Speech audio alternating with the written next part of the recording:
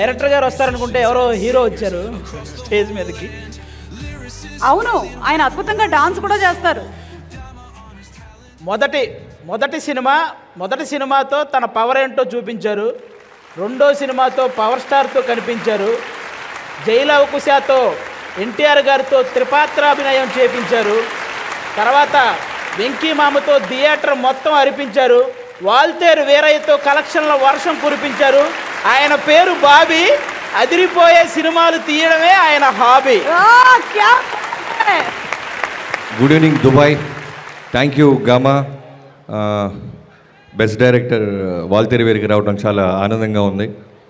అలానే ఈ అవార్డు నా ఇందాక అన్నాడు కదా, తమ్ముడు కంటే అన్న కంటే ఎక్కువ అని. అలా తోడబుట్టపోయిన ఆల్మోస్ట్ మనోజ్ అన్న నాకు బాగా బాగా బాగా కావాల్సిన వ్యక్తి.